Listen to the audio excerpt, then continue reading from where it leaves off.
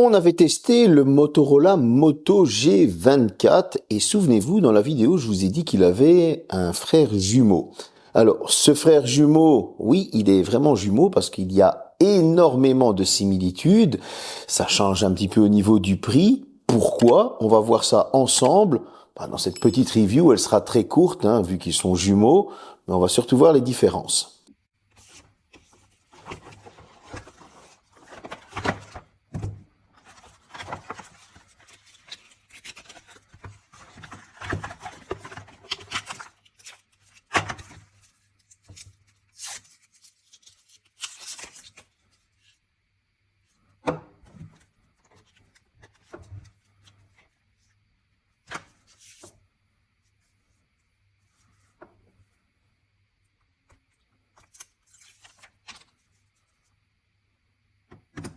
Après ce petit déballage, toujours aussi complet, comme on peut le remarquer, il y a une coque, il y a le chargeur, voilà, et le smartphone, bien évidemment.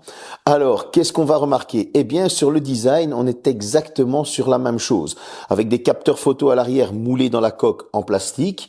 On va avoir des bords plats, des coins arrondis. Sur le dessus, on retrouve toujours le mini jack, le tiroir de carte SIM avec extension par micro SD, pour ceux qui veulent plus de mémoire. Sur le bas, vous allez avoir l'USB type C, un micro et le haut-parleur, le premier parce que le second est sur la tranche du haut. Et oui, on a un petit son stéréo.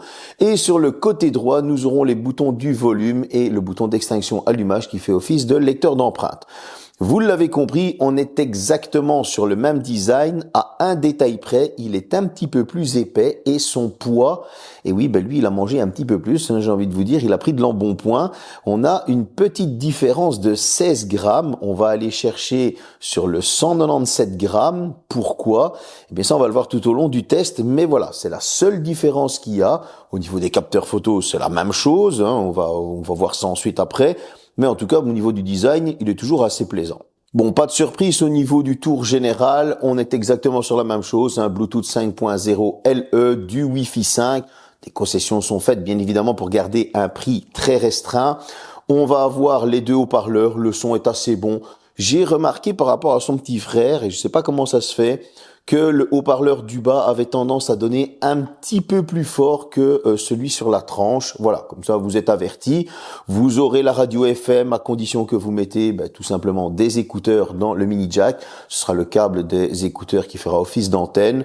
Voilà, pour le petit tour général, on est sur la même chose. Alors, nous sommes sur un Android 14 avec 2 ans de mise à jour et de mise à jour sécurité.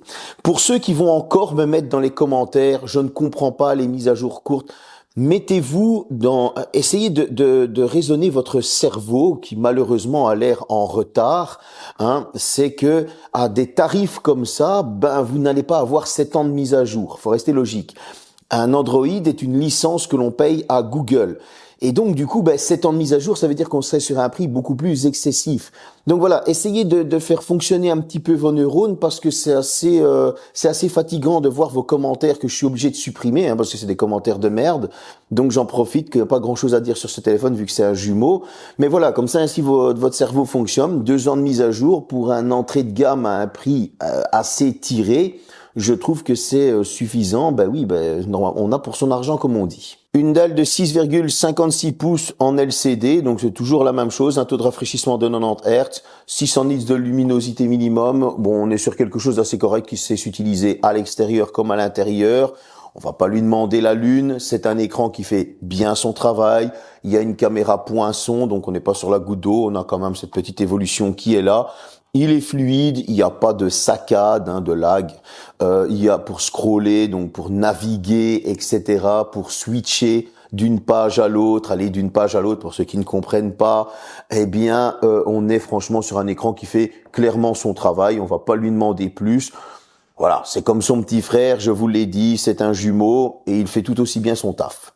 Bon, pour ce qui est des performances, nous sommes toujours sur un MediaTek Helio G85, son GPU Mali G52 MC2. Vous allez avoir cette fois-ci, à la place des 4 Go de RAM, vous allez avoir 8 Go de RAM et 256 Go de stockage en eMMC 5.1. Donc voilà, il y a déjà cette petite différence au niveau de la RAM et au niveau du stockage qui est légèrement différente. Au niveau de l'Antutu, ça m'a sorti un score justement qui est un petit peu différent de 276 313 points. Voilà, donc vous le voyez, il y a une petite amélioration de ce côté-là. Donc pour ceux qui ont besoin d'un peu plus de performance, eh bien il y a cette RAM et cette mémoire un peu plus rapide qui va vous aider. Donc c'est vraiment pour dire de donner un petit surplus, un petit power par rapport au G24. Au niveau du Geekbench, on a un score de 414 au simple cœur et un score de 1408 au multicœur. Il va pouvoir faire du multitâche, il va pouvoir vous servir tous les jours sans problème, que ce soit au niveau des réseaux sociaux, pour aller sur Internet, etc., répondre à vos mails, vos messages, il n'y aura pas de souci. Et même, vous allez pouvoir jouer à quelques jeux. Comme pour son petit frère, je n'ai pas pu jouer à Fortnite, tout simplement parce que c'est le GPU Mali G52 MC2 qui n'est pas compatible. Cependant, j'ai pu jouer à Asphalt 9. Les temps de chargement sont même un peu plus rapides que son petit frère, dû à cette RAM supplémentaire et cette mémoire un peu différente. Et vous allez aussi pouvoir jouer à du Genshin Impact. Je ne vous mets pas les extraits, je vous ai mis Asphalt 9, c'est exactement la même chose. On joue en même résolution avec le même nombre de FPS. Il y a juste les temps de chargement qui sont un petit peu plus courts. Voilà, comme vous pouvez le voir, les benches sont améliorés. Pour ce qui est de la photo et la vidéo, là aussi, pas de surprise, nous sommes exactement sur les mêmes specs que son petit frère. Voilà, ça va pas aller tuer un ours, c'est clairement quelque chose qui fait bien son travail. Donc, on est sur un premier capteur de 50 mégapixels ouverture 1.8, grand angle, un deuxième capteur 2 mégapixels ouverture 2.4 qui est de la macro, et à l'avant, on aura une caméra poinçon de 8 mégapixels grand angle ouverture 2.0. Bon, je vais vous le dire honnêtement, la macro, elle est correcte, elle fait bien son petit travail, voilà, c'est une bonne petite macro. Au niveau des selfies, c'est un rendu qui est naturel, je suis toujours aussi blanc comme un cul, ça n'a rien changé, il est vraiment temps que je prenne des couleurs. Et au niveau du portrait, le contouring se fait quand même assez bien. Pour ce qui est maintenant des zooms, là aussi, c'est un peu comme son petit frère. Ce n'est pas dans l'appareil photo pour les zooms, vous allez devoir aller dans la version appareil photo pro. Ouais, le même truc que son petit frère. Et là, vous allez pouvoir avoir jusqu'à un zoom x4. Le zoom x1 est correct, le zoom x2 est correct, le zoom x4, j'ai déjà vu bien pire. Ça fait bien son travail, sans plus. Disons que c'est le téléphone qu'on n'a pas envie de dépenser de l'argent, mais qui fait quand même des bonnes photos avec un rendu naturel. Au niveau de la vidéo, vous êtes sur du 1080p en 30 fps maximum, que ce soit à l'avant comme à l'arrière. Et ça fait bien son travail. Je n'ai pas ressenti de saccade au moment où je filmais, c'était assez propre. Voilà, donc on a toujours ce rendu qui est naturel, ce n'est pas surexposé au niveau des couleurs, etc. Il n'y a rien qui change par rapport à son petit frère. Et c'est ici qu'il y a encore une fois une petite différence. Cette petite différence, elle va venir au niveau de l'autonomie, tout simplement. Et oui, pourquoi G24 Power? Oui, tout simplement, ce n'était pas dû à cette RAM supplémentaire qui lui donnait un peu de puissance en plus, mais c'était surtout au niveau du jus, de l'électricité, de l'énergie, c'est-à-dire de la batterie. On retrouve à la place d'une batterie de 5000 mAh, une batterie de 6000 mAh, ce qui justifie maintenant ces 16 grammes supplémentaires. Vous allez avoir un chargeur de 30 watts à la place d'un chargeur de 10 watts pour son petit frère, ce qui va lui donner une charge un peu plus rapide. Et cette charge un peu plus rapide, il va se charger compter en plus ou moins 1 heure et 2-3 minutes, ce qui est assez correct pour cette gamme-là, il faut l'avouer. Là où j'ai été assez surpris, nous sommes sur un petit processeur, bien évidemment, même s'il y a un petit boost au niveau de la RAM, c'est au niveau de l'utilisation, tout simplement. Et oui, avec une utilisation qui est quand même assez, on va dire, soutenue, c'est-à-dire où j'ai des messages, des mails, je téléphone, j'ai utilisé le téléphone jour, nuit, donc pour mettre mon réveil, etc., etc. Eh bien, il avait une utilisation de 2 jours sans problème. Et en plus de cette utilisation de 2 jours sans problème, il lui restait encore 26%. Ça veut dire que si j'avais tiré dessus pour aller jusqu'au 10%, il serait passé facilement son 2 jours et demi. Ce qui, je trouve, est très raisonnable. Et là où j'ai été étonné, c'est avec une utilisation très restreinte, plus restreinte, on va dire ça comme ça, c'est-à-dire simplement des messages, un tout petit peu de réseaux sociaux, mes mails. Eh bien là, en fait, j'atteignais sans problème les 3 jours, voire 3 jours et demi.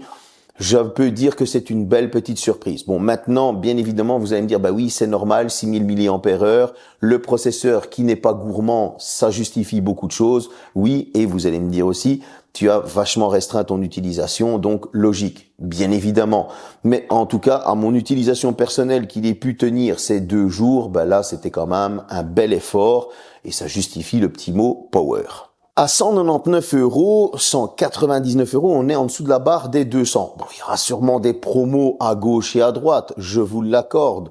On a les 256 Go de stockage, on a un peu plus de RAM, mais on a toujours des points ressemblants par rapport à son frère jumeau ou son petit frère jumeau.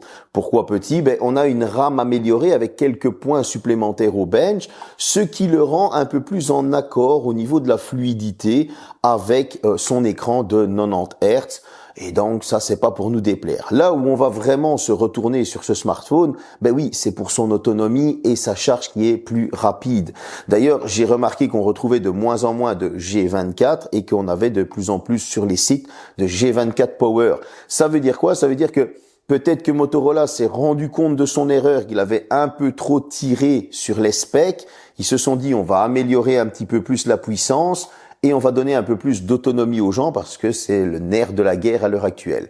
Vers qui se retourner au niveau des clients avec ce téléphone? On le sait tout simplement, ce sont ceux qui ne veulent pas dépenser d'argent, ceux qui n'ont pas le budget ou tout simplement ceux qui veulent avoir un téléphone qui tient très bien la route, qui fait juste le taf pour pas abîmer le petit téléphone de luxe à plus de 1000 balles, tout simplement. J'espère que cette petite vidéo vous a plu. J'avais dit que je le ferais, il n'y avait pas grand-chose à raconter de supplémentaire par rapport à son petit frère, mais en tout cas c'est fait. Salut.